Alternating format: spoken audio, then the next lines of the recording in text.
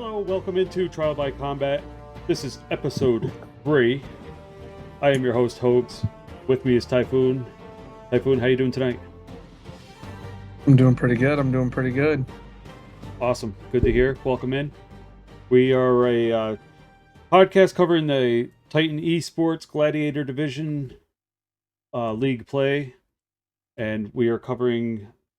Right now we're going to talk about Week 2 before we move on to the Super Week of Week 3.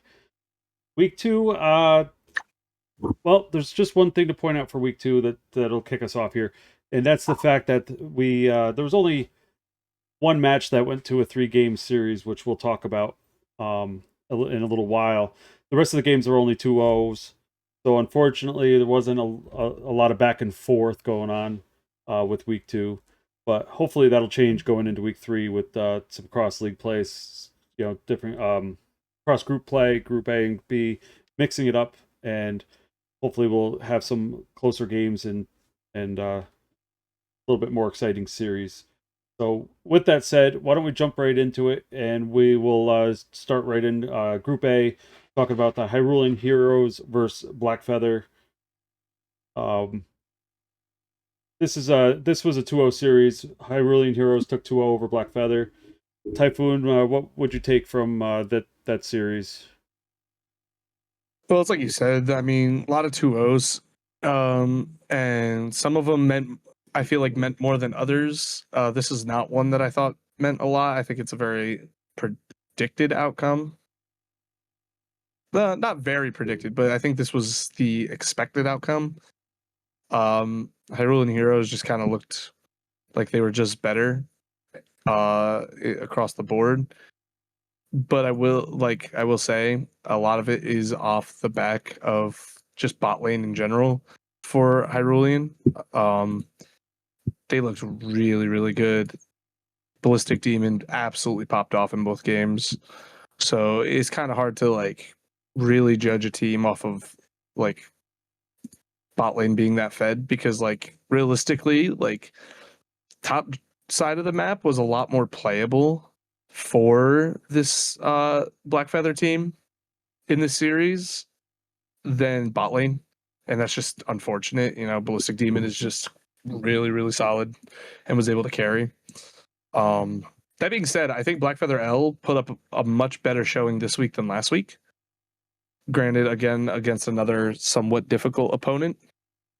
Yeah, I was going to say they.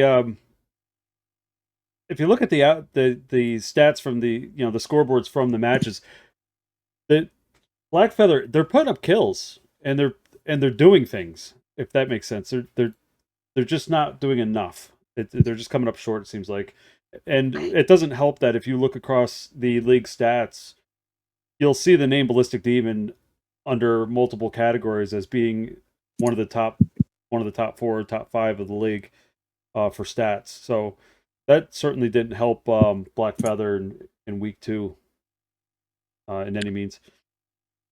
Well, they also have one of the harder openings for any team in the schedule. They had to play Maelstrom Week 1, who's 2-0. Then last week they played Hyrulean Heroes, who's solid. But I predicted them to be pretty high up there. This week they have.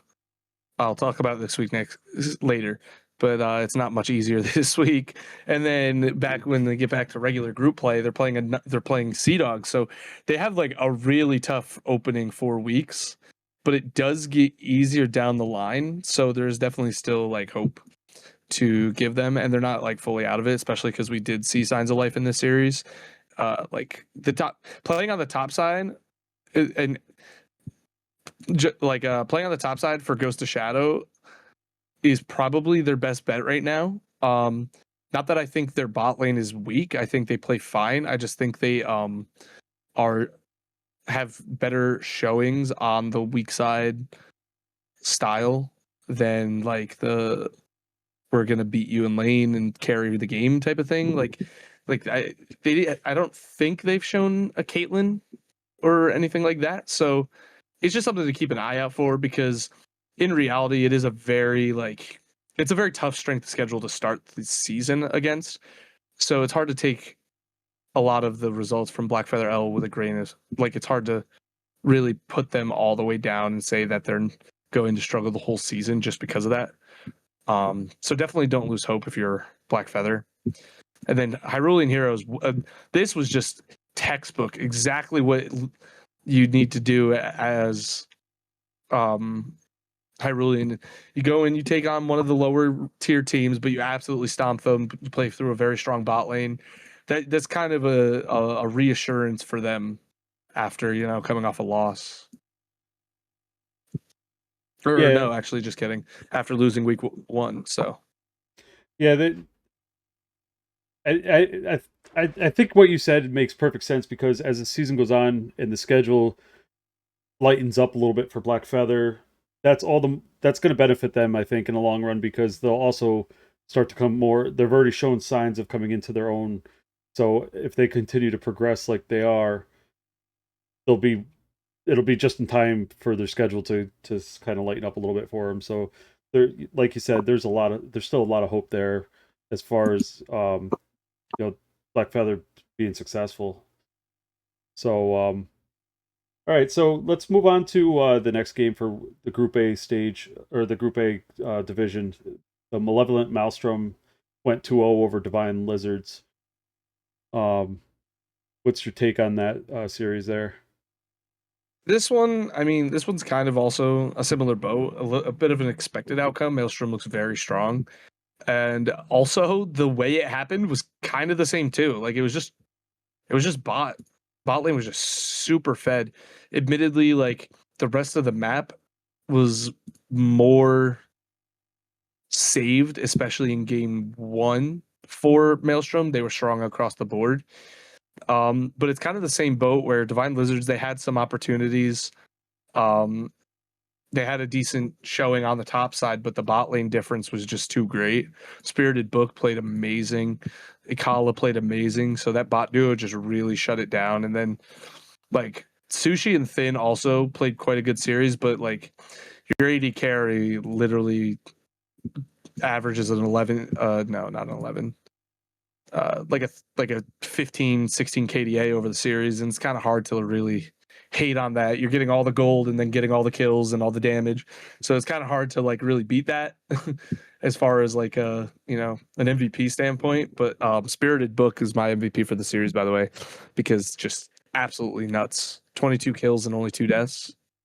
Yeah, I was gonna say it looks like the bot lane had no answer to Spirited Book or Ikala because Ikala had between the two games had 29 assists. So obviously did just exactly what his job entails. So yeah, even though how do you pronounce his name? Inazdog. Dog. Yeah, even though he went Yep. 8-3 with the Nard, I mean, that's just not enough. That's not when you're losing bot lane like that. It's just not enough. Not to mention, Sushi going 10-4 mid. They just need to do more than that. That's really what it is. That bot lane just needs to tighten up a little bit and try to figure out what, maybe take a different angle as far as working together. And Yeah, it's kind of a weird one though, because Cosmic Silence is not a bad player. We saw him perform really well week 1. mhm. So it's like it's definitely not all. It's not all bad. Yeah, They did play Vice, which is not the hardest of opponents, but we saw a lot of spark from Cosmic Silence in week 1 against Vice. Yeah. Or was that week 1? I don't know. I don't remember. I think it was week 1. I could be wrong though. Yeah, But yeah, when they won over Vice. Maybe they just It was had week 1, yeah. Maybe it had to be. Maybe just had a bad day. I mean, that could happen to anyone as well. He just wasn't clicking last Tuesday. It can happen, I guess. So, and you said did you say did you announce who we Did I had say for my MVP? MVP? I think you might have Spirited Book. Yes, Spirited Book. Spirited Okay. Book. Yep. All right. Just amazing performance. All right, moving on to game 3 for the Group A's. The Sea Dogs went 2-0 over Vice. And what do we got for that game? This is just another classic top of the ladder beats the bottom of the ladder. Sea Dogs look absolutely amazing. I will say I scrimmed them the other day with my team that's not participating in Titan. I know, like Sea Dog, they're a very, very solid team. I will say, they are not untouchable. My team is not better than half the teams in these leagues, in my opinion. And we took a game off of them. Obviously, it's scrims. Can't say much, but they are a very solid team, especially when they can get some of their like iconic picks. I'm not gonna say what. Definitely not Bean. It's definitely not Bean, Set, or Poppy. He's terrible. He told me I should tell people this. He told me I should tell people this. His Set and Poppy are awful. It totally does not turbo stomp everyone. I promise. It's all Kitticus. Ban Kitticus out. Every single champion Kitticus plays. Trust me. No, but in reality, it's a well-rounded team.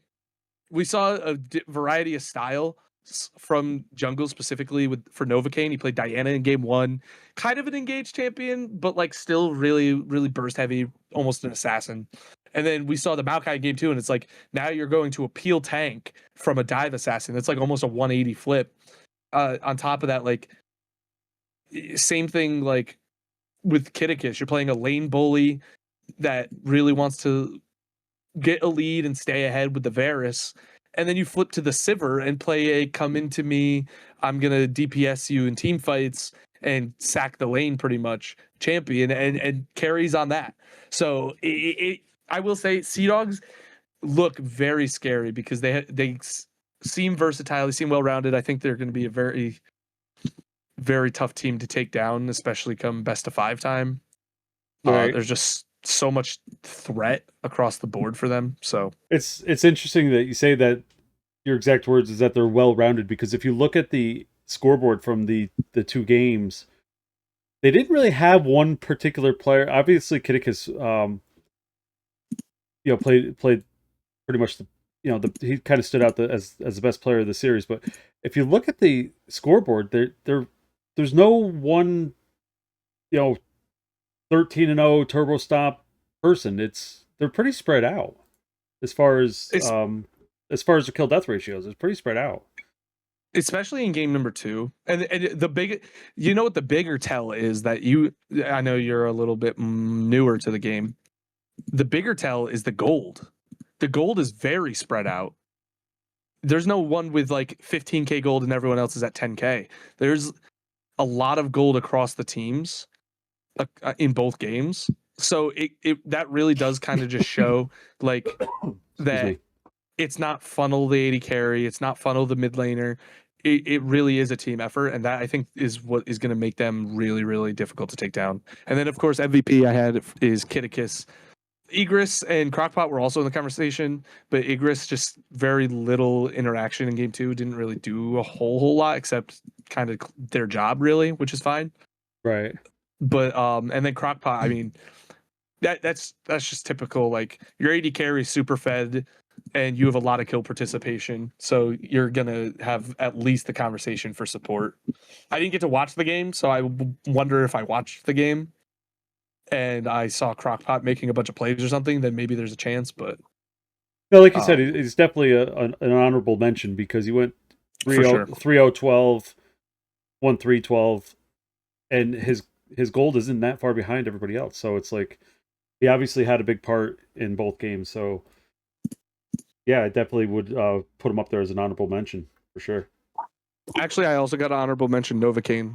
Just the highest kill participation in both games. Which okay. You're a jungler, you're everywhere. And it's impressive to be everywhere. Yeah, I mean, it was like you said, they're so well rounded for that match that it's hard to really point the finger at one standout for that. It was a very good team effort. So with that said, let's jump over to Group B. We still haven't gotten to our only 3-game series yet, but we will. The first game of Group B we'll talk about is the Malevolent Reckoning against Whittly. Malevolent 2-0'd Whittly in that game last week, and well, let's just cut to the chase. What happened there?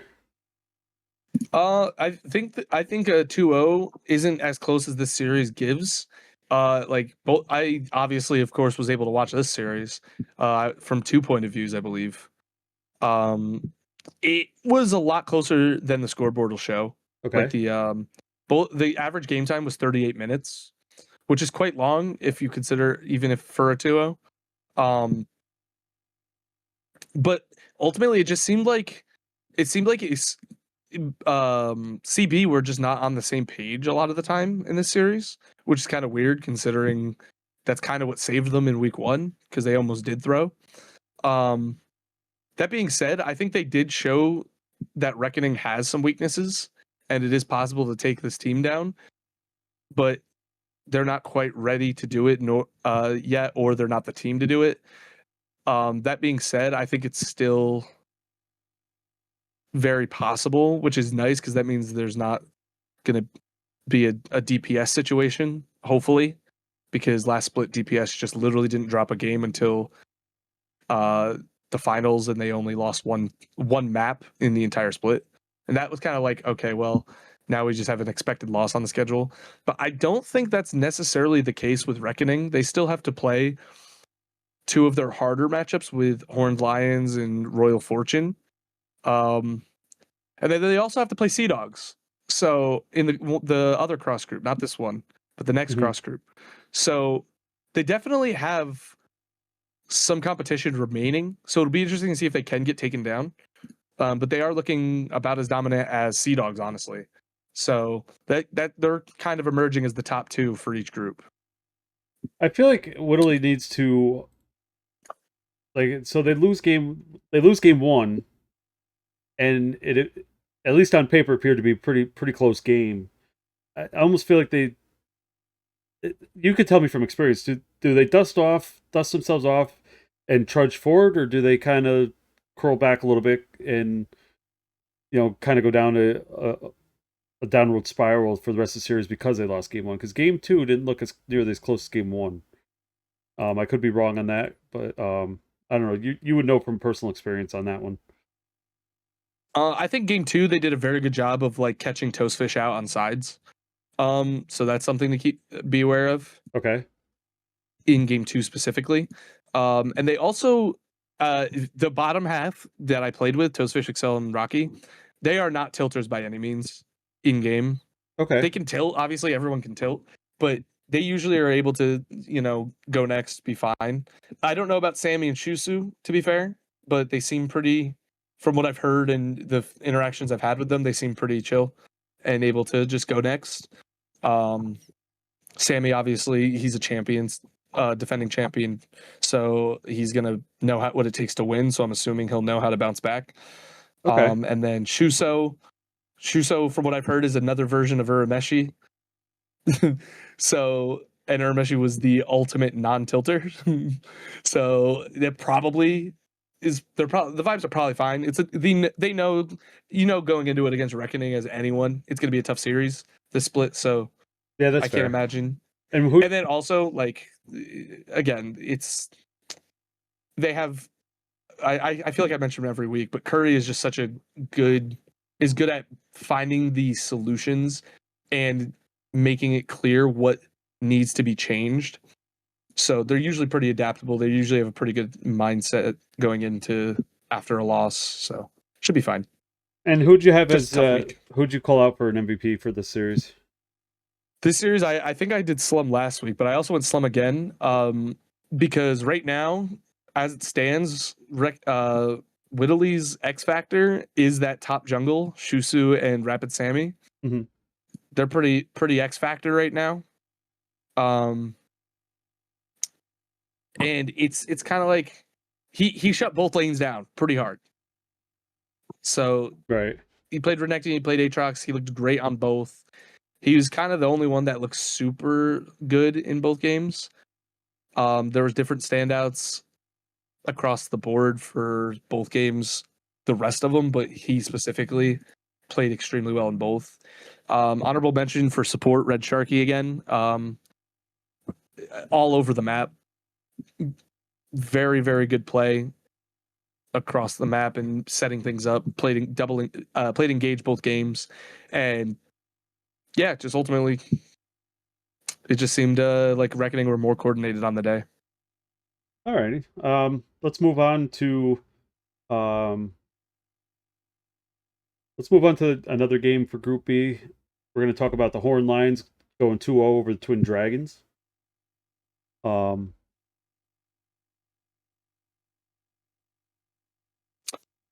This let's game let's kind of talk about that. actually, yeah, this game gave me a lot of reassurance for Horned Lions. They took a game off of CBW week 1.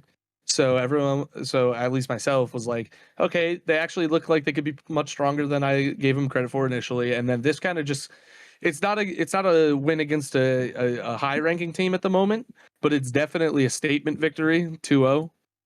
They looked really good here. A bit of a close game in game 1, to be completely honest. It looked very playable for a while. Mm-hmm. For the side of Twin Dragons. But like in reality, like it just got to a point eventually, like you're playing Caitlyn, and that champion is terrible in the mid game. Like absolutely atrocious unless you're ahead, right? Kind of a known thing.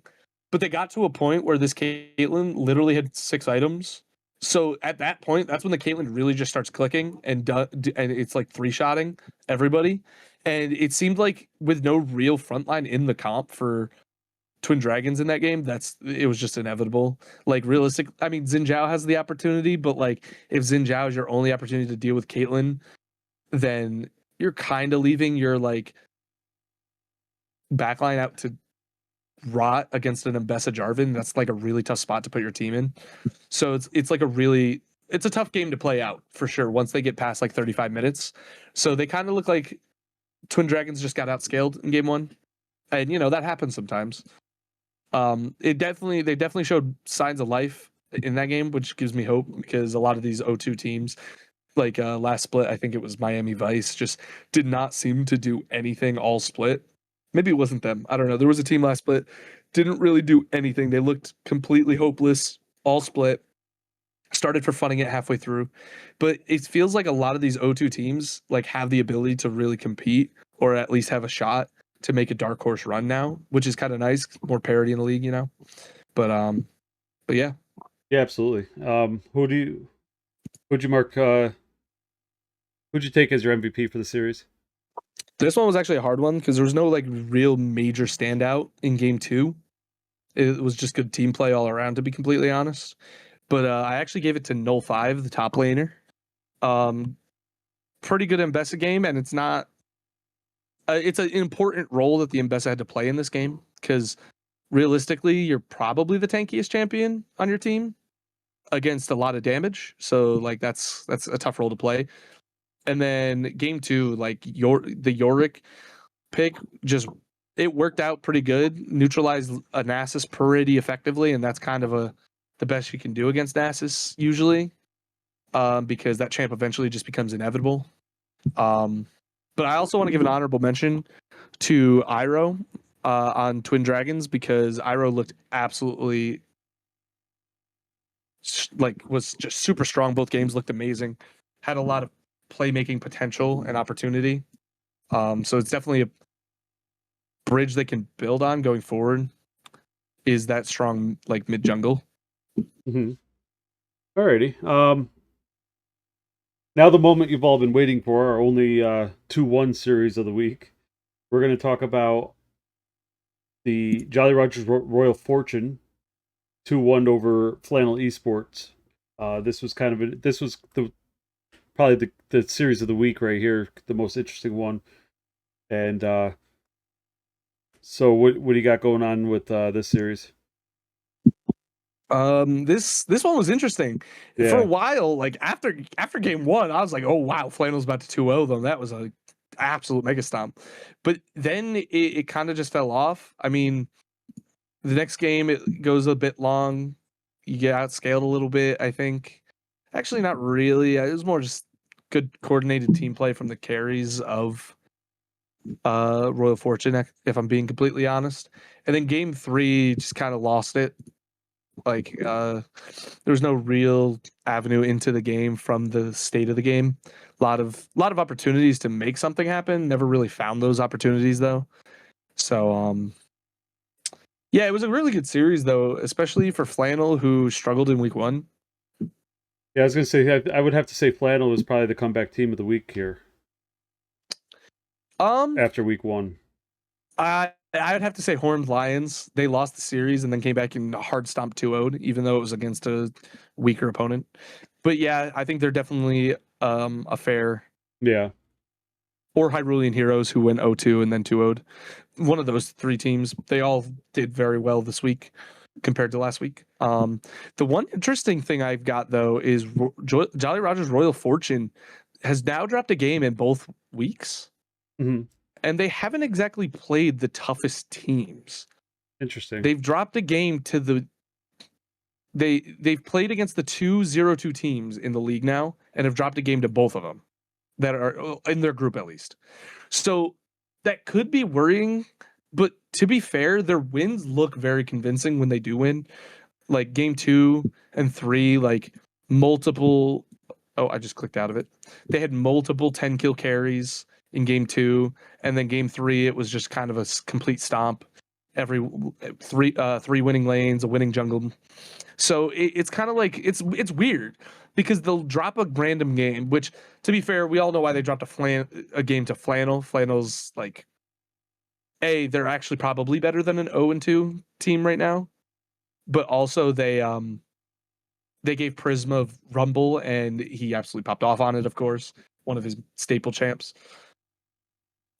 But so that one you could kind of chalk up. And then I guess Twin Dragons do look better than look better, and they've kind of had a rough go of it early, having to play against now Horned Lions and Royal Fortune, who are both expected to be top teams. But ultimately, I mean, like, that's a bit scary, right? Like, there's no way we could just like ignore that. Right. I think it's good though because there's a lot of like right now there's still no sure. There's not. I mean, I know it's only been 2 weeks, but I don't feel like there's any teams that really stand out to be like that's the team that's going to win the whole thing.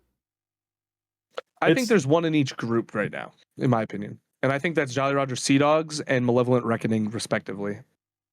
Like, there's another 4-0, like, undefeated, hasn't lost a map team with Maelstrom, but they've also played 2 of the bottom 3 teams. Yeah. So it's like... anything can happen, though. That's the thing. You know what I mean? So... yeah, so moving on to week 3. Let's just talk about week 3 now. Week 3 is the super week. It's the cross group week. This is when the things get shaken up a little bit.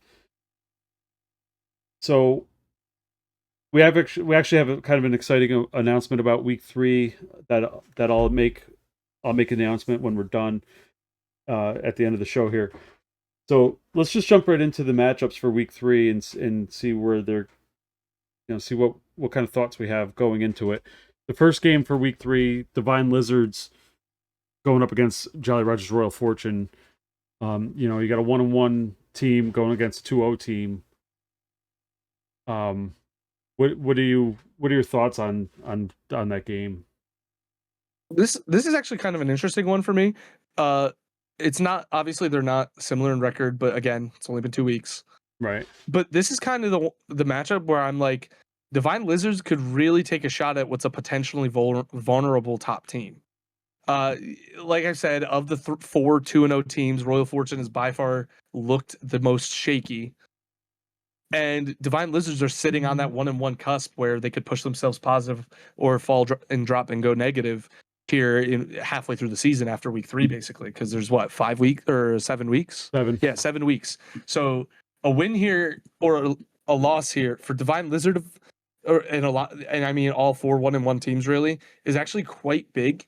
And this is actually probably the best shot they've got, really, looking at the matchups.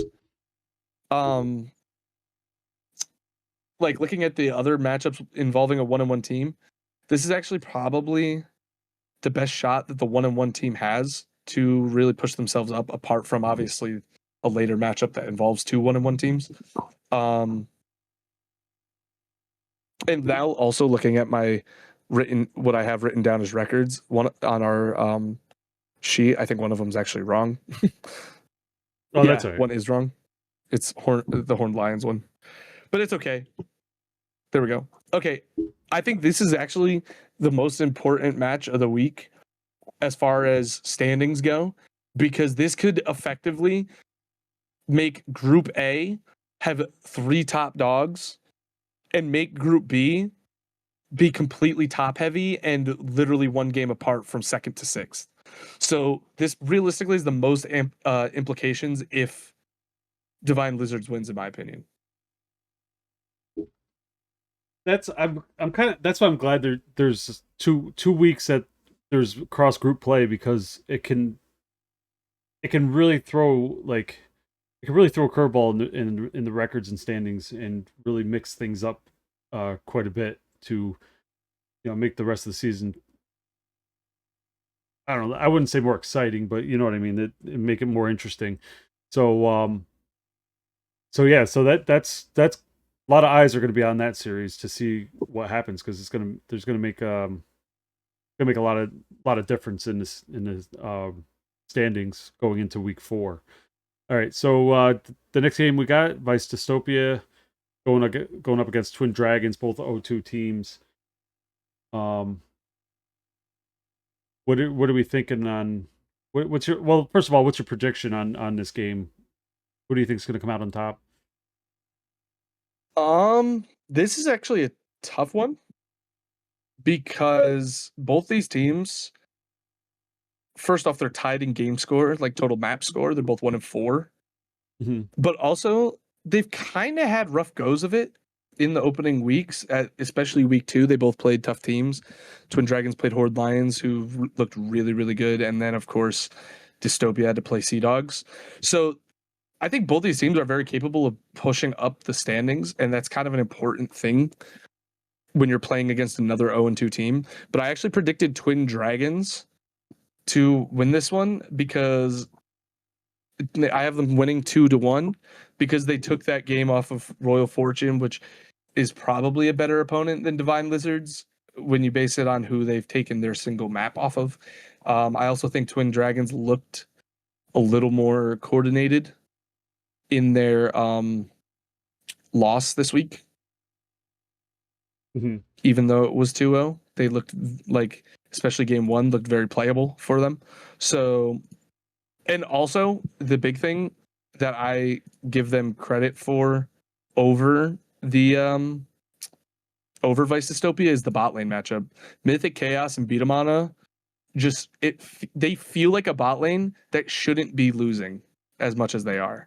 They're not bad. They're not amazing. They're not the best, but they know how to win some games, and they're quite solid. So I think that'll be a very important point of strength for them to really play around this week. And then, like I said before, their top side was able to do kind of okay against a top contender, especially like mid jungle wise. So it's just something to keep an eye on. And that's just the thing, is that the interesting thing is that if Vice Dystopia can take this week and Divine Lizards drop this week, they're both 1-2 records. You know, the whole 0-2 could possibly go out the window for after this week right here. So yeah, we'll have to see what happens with that. Moving on, the next game we got Black Feather going up against Malevolent Reckoning. Unfortunately, I can't put Black Feather high in the ranks for this game right here. It's going to be probably one of their toughest matchups of the season. Yeah, whoever made this schedule, this is best up. This is best up. This is probably the best team in the league versus the worst team right now on paper. So it's kind of like it's kind of, there's nothing to write home about this one. I'm going to be honest.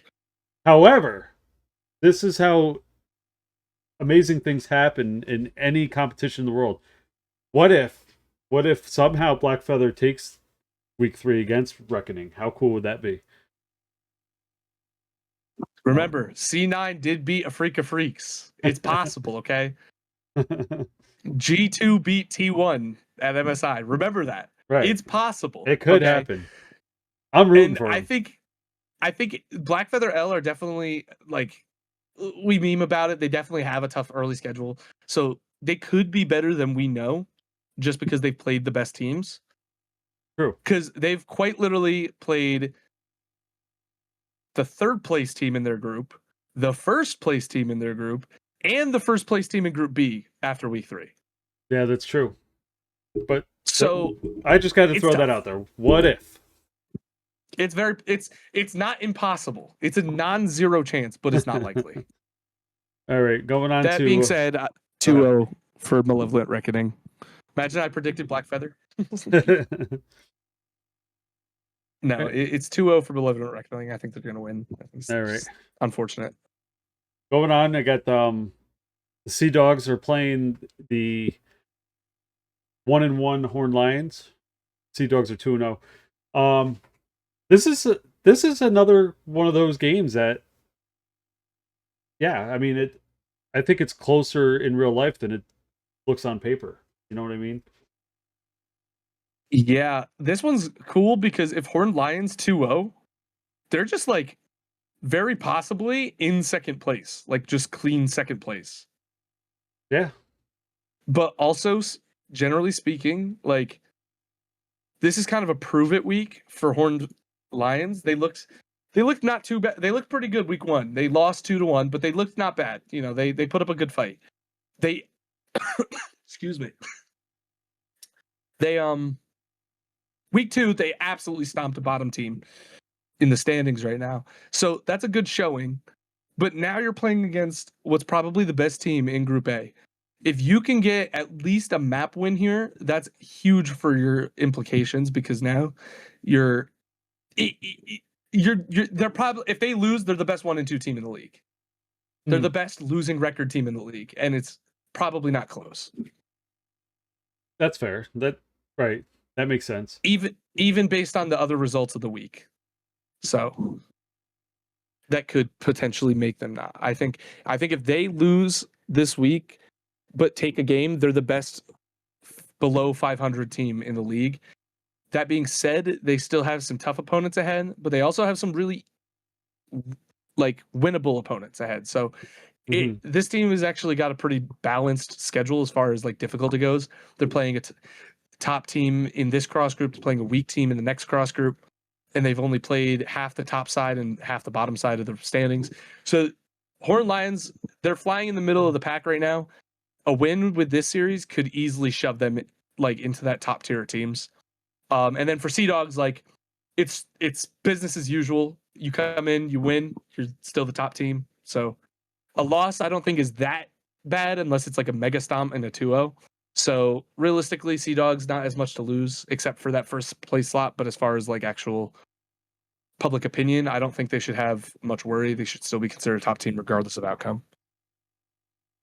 Yeah, Horned Lions might be one of the sleeper teams that, you know, they're just going to kind of hover in the middle there, and then maybe the last couple of weeks pop off and come out of nowhere. That's what I'm throwing out there. Maybe that'll happen, or maybe that won't happen. But they seem like that kind of team. They're like they're kind of just there. You know what I mean? Waiting for their opportunity. Right. Exactly. And then that being said, I do have Sea Dogs winning 2-1. Okay. By the way, that's my prediction. That's all right. 2-1. And then last but not least, game of the series. Game of the week for the. No. There's 2 more left. There's 2 pages on our sheet, bro. Oh, my bad. All right, hold on. We'll get back to that. Next game we'll talk about Malevolent Maelstrom going up against Flannel Esports.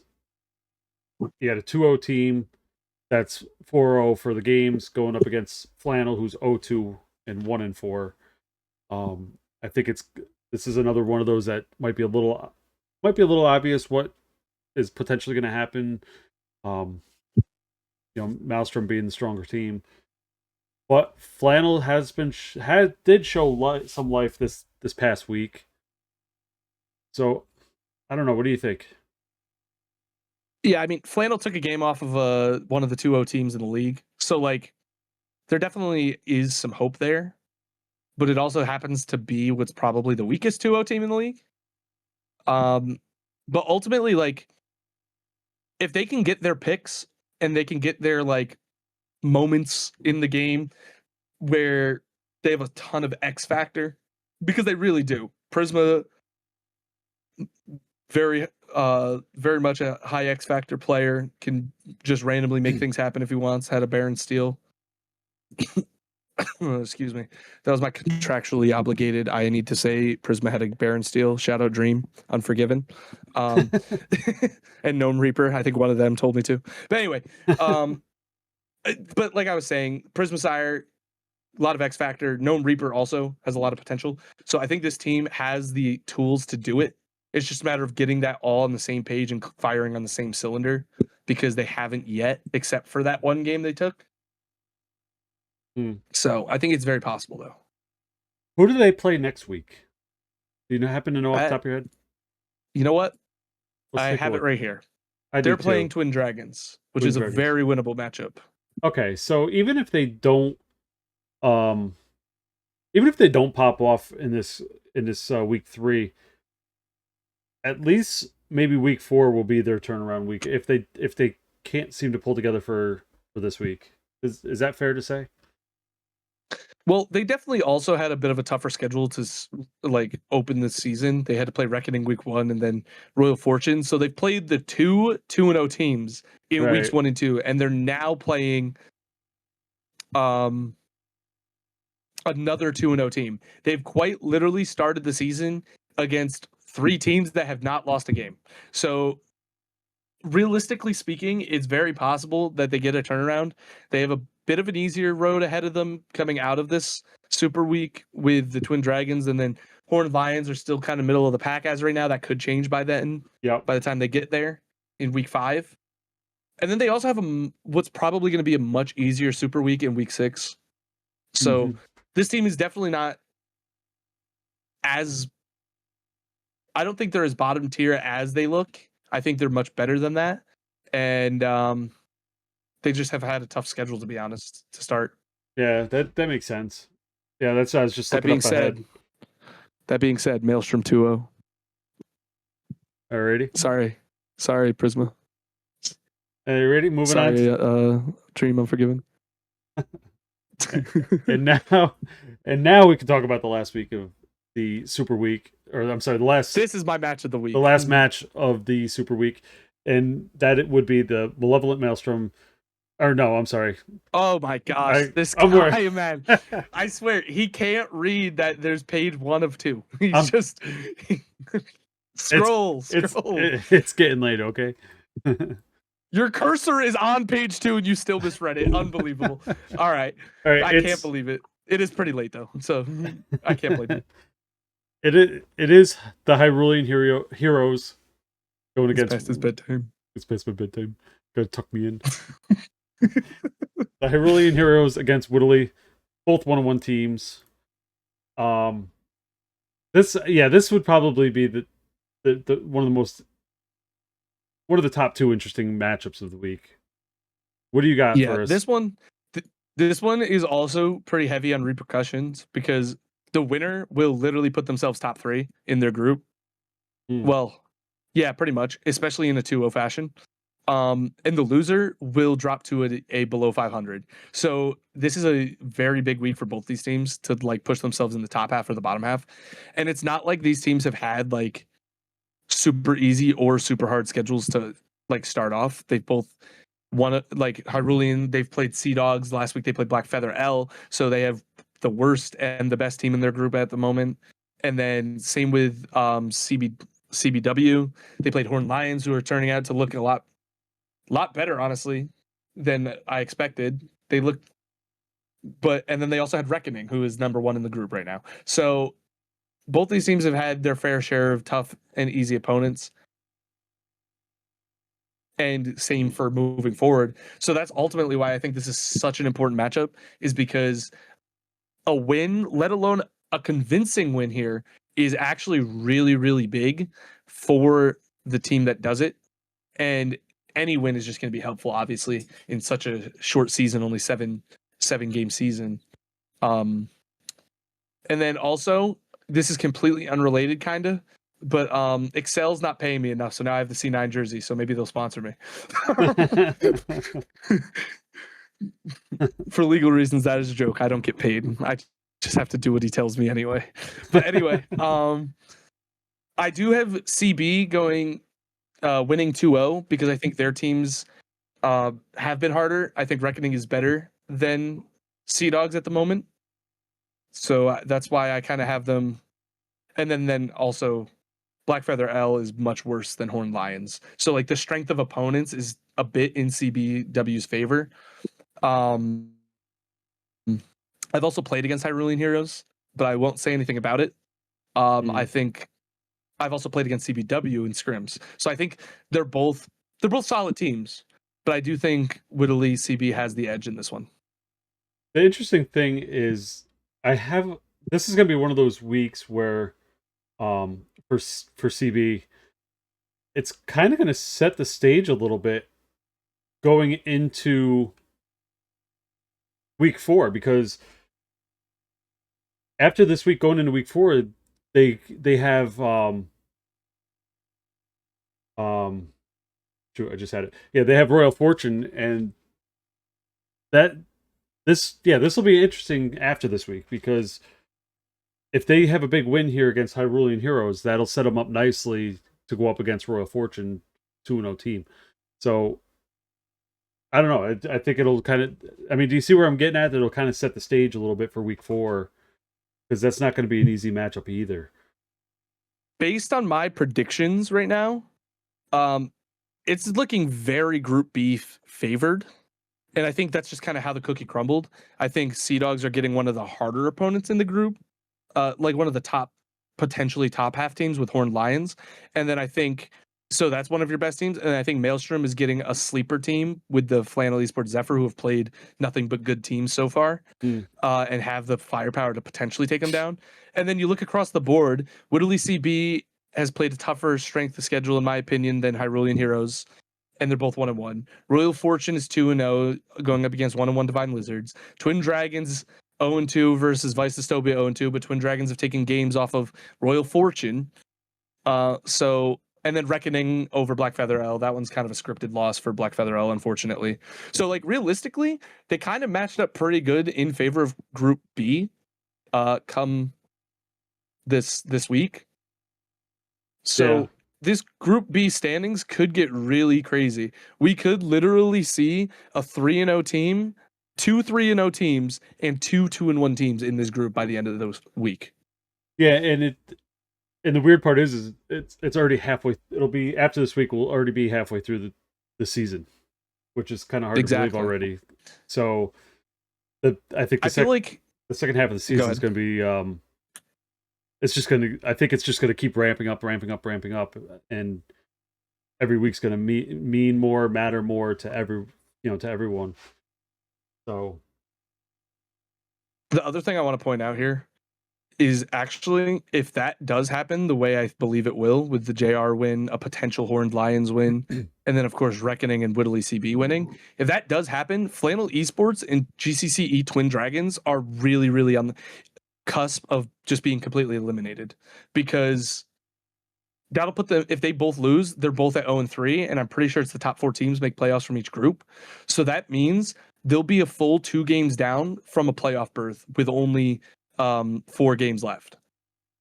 Yeah. Now for Flannel, that's not as bad because they have a lot of easier opponents coming up after that. Right. But Twin Dragons, that could get really scary for them at that point, because they still have to play Flannel, so that'll be a determining factor. But then they still have to play CBW. They still have to play Malevolent Maelstrom in the cross group, and they still have to play Malevolent Reckoning. So basically, if they lose this week and lose next week to Flannel, they're probably eliminated. Like, it's probably not even possible. mathematically, which really kind of sucks. But it's not that bad. They have potential. So yeah, like that. Yeah, the further along, obviously, the more important each game, each match will become to everybody. So with all that said, that's our wrap up of week 2. That's our preview predictions for week 3. And now we have a little bit of an announcement to make. And this is it's not that great. It's not that huge. it's a little. That's why I said a little. It's not a big announcement. It's a little big. It's a little big. It's a big little. So for the Super Week, week 3, the games will be live streamed. And by the players, obviously. No, not the players. They keep doing it. Just no. Hold on. Let me just put that in there. The players will obviously be streaming their things like they usually do. The ones that do anyway, or the orgs that do. I know sometimes GCC does. Shout out Tal Roma. But anyway, continue. Yeah, so Typhoon has taken the initiative to stream the matches that we have access to on his own Twitch channel, Typhoon FON. And we'll put I think it's underscore FON, to be completely honest. I think it is too. Typhoon underscore FON. It'll be in the description of it'll be in the description of the video though. Yeah, there'll be a link in the description of the video down below. And he's gonna kick it off and live stream those matches, and then I'm gonna join in and check in on him. I'll be there, just won't be right in the beginning, but I'll jump in and see how he's making out and see what I missed, and he can kind of get me caught up to speed when I get into the stream. So that's what's happening week 3. That'll be Tuesday night. I'll probably start a little early before the games so we can talk about some of the potential implications of the outcomes. Okay. Yeah, that's cool. It's going to be like redzone style, where it'd be kind of flipping between different matches and, see something good, something exciting happening, flip over to it and talk about it and watch it. So as soon as you can, go into follow the link to Typhoon's Twitch channel and drop him a follow and hit the little alert thing so that you can get notified when he goes live on Tuesday, so you don't miss it. And jump in the chat and. Okay, I did not put this plug in the script. He's no, I am. I just want to put that out there. No, I'm throwing it out there because it'll be fun, not just for him to stream it, but also if you get a couple people in chat, talking about. Yeah, it'll be fun to chat about the games talking and about whatnot. it. Absolutely. Yeah. So it'd be a good community thing to do. So yeah. So I know we had some stuff last split that happened. So I think I got to do my part now since someone else did their part last split. Yeah. So with that said, that's going to do it for us for tonight or for today. Good luck to all the teams going into Super Week, and we will look forward to seeing you guys on Tuesday. And if not, we'll see you next week. That's right. Peace out.